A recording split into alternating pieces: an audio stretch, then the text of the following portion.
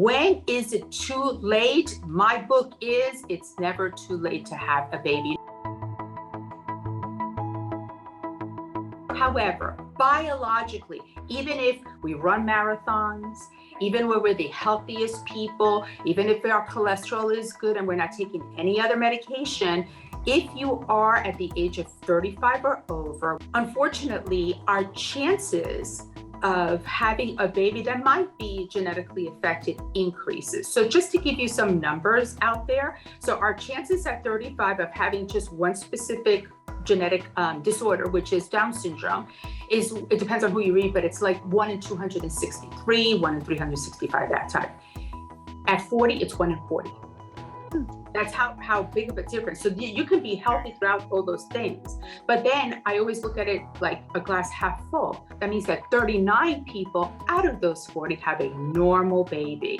You know, as long as you have conversations, you never say no, you never say you're too old, there's no such thing.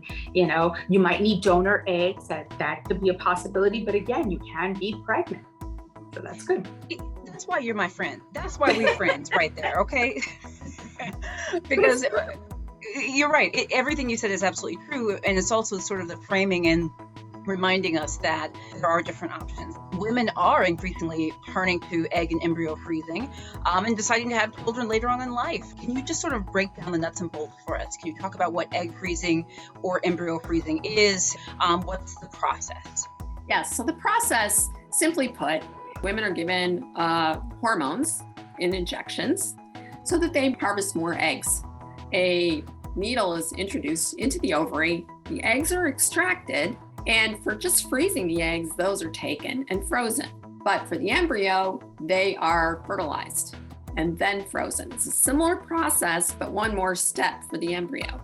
For those of your patients who may be contemplating freezing their eggs, you know, what questions do you suggest that women ask themselves or find out the answers to? I always screen my patients, especially with family history, BRCA. Okay, so BRCA, which is breast-related cancer antigen, if they do have a genetically, heavy like breast cancer history that, it's the mom, it's everything, I always go through the family history just in case that I'm going to, suggest genetic counseling beforehand. I also talk about their general health.